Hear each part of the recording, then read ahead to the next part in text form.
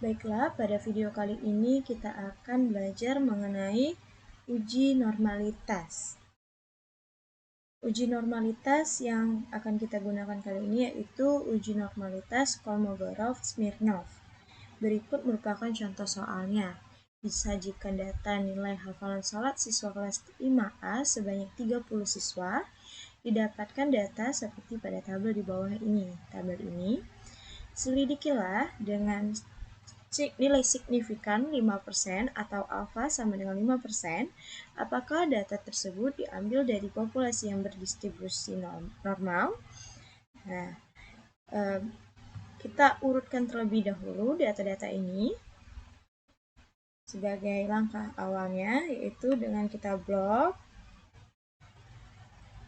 lalu klik kanan, pilih sort, lalu sort smallest to largest. Setelah itu, baru kita susun datanya dari yang terkecil di sini.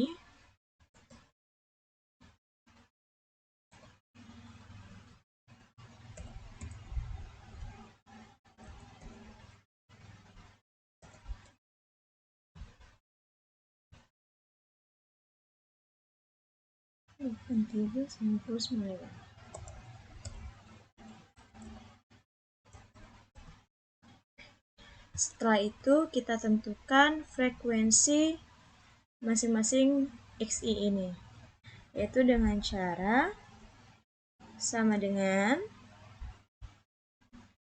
count if, lalu kita untuk menghindari susah dikliknya, kita lebarkan terlebih dahulu ini. Jadi sama dengan rumusnya count if. Nah, seluruh data ini kita blok.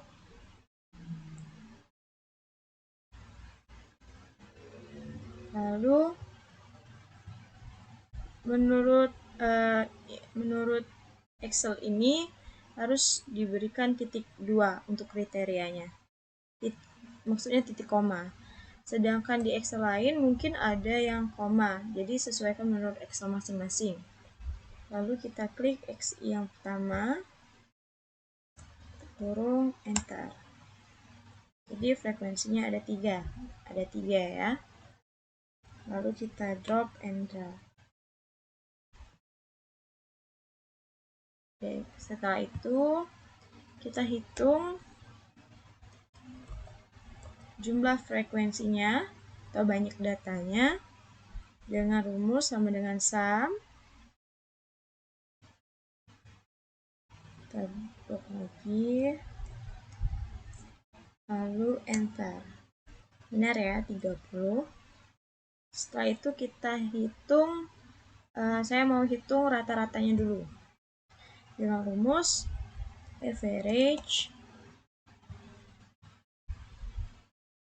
lalu kita ambil lagi data XI yang di sini seluruhnya. Bentar. Didapatlah rata-ratanya yaitu 79,1. Lalu untuk rumus simpangan baku yaitu sama dengan STDEV S yang ini.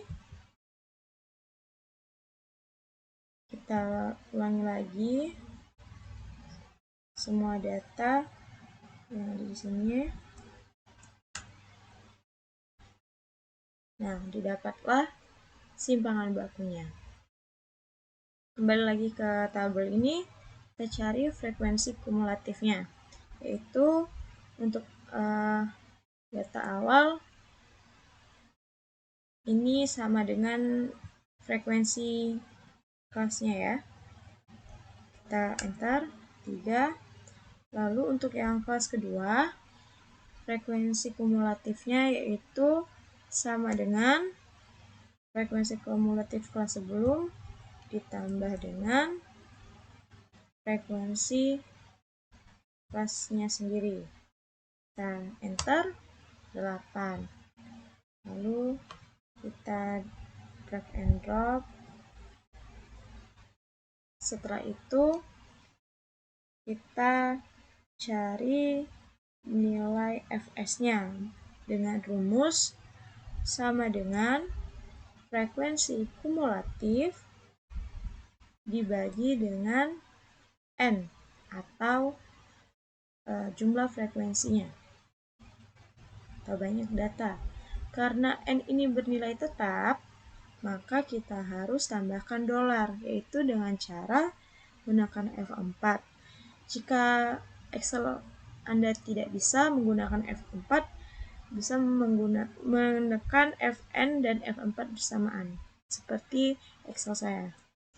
Nah, sudah. Jika masih tidak bisa menambahkan dolarnya sendiri ya. Lalu Enter. Dapatlah Fs untuk yang kelas pertama itu 0,1. XI yang pertama. Setelah itu, kita cari Z-nya. Bagaimana menentukan Z-nya? Yaitu dengan rumus sama dengan buka kurung XI dikurang X bar. X bar ini juga bernilai tetap, jadi kita tambahkan dolar lagi. Tutup kurung per S. Jangan lupa tambahkan dolar lagi, karena bernilai tetap. Maaf. Kita tekan Enter. Lalu kita drag and drop lagi. Lalu kita tentukan FT. FT ini dapat ditentukan dengan dua cara, yaitu yang pertama kita cari di Google untuk tabel normal kumulatif. Seperti ini ya. Nah, ini tabel normal kumulatif atau tabel sebaran peluang kumulatif. Jadi, ini dia nih.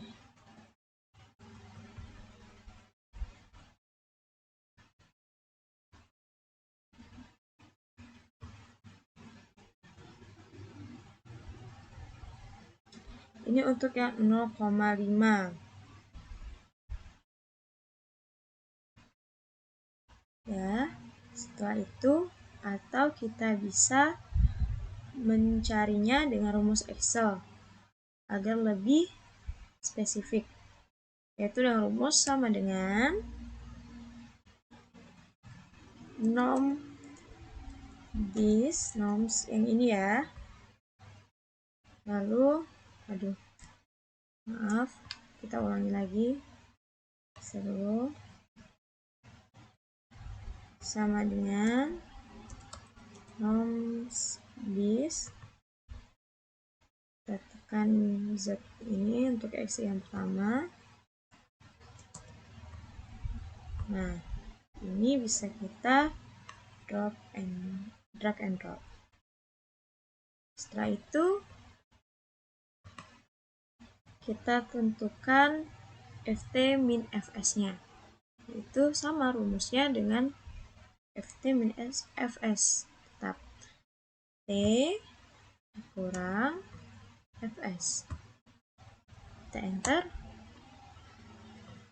Kita drag and drop dulu. Nah, di sini untuk menghilangkan minus-minus ini, kita dapat memutlakkan nilai tersebut, yaitu dengan rumus sama dengan absolute abs ini, lalu klik ini nomornya, enter. Sudah, dia nggak ada lagi tanda min, kita drag and drop. Nah, di sini kita mencari nilai terbesarnya yang disimbolkan dengan D besar. Caranya yaitu dengan rumus sama dengan max. Nah, kita masukkan ini. lalu kita tekan enter.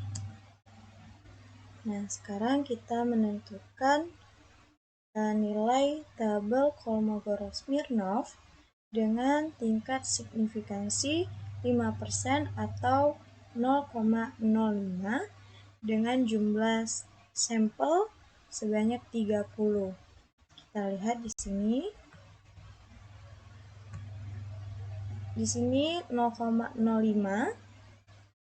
terdapat pada kolom keempat.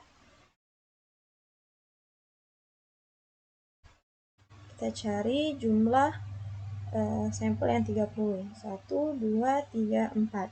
Yaitu nilainya 0,24. Kita tulis di sini 0,24. Maka dapat terlihat bahwa D besar kurang dari K, atau nilai mutlak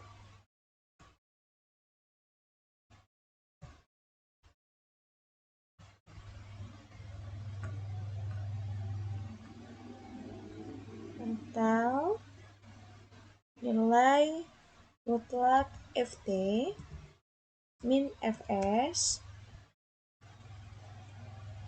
yang terbesar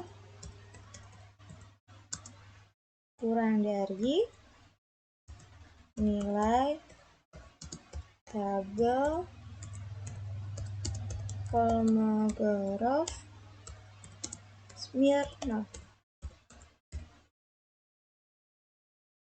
Maka HO diterima dan sedangkan HA ditolak. Jadi kesimpulannya,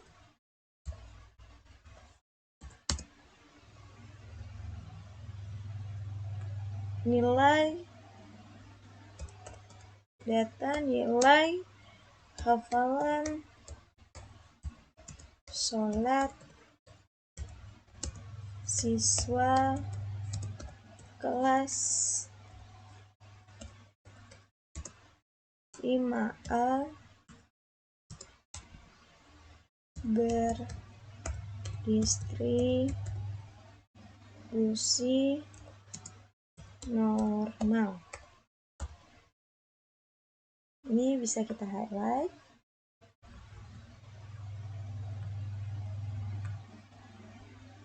Ini juga.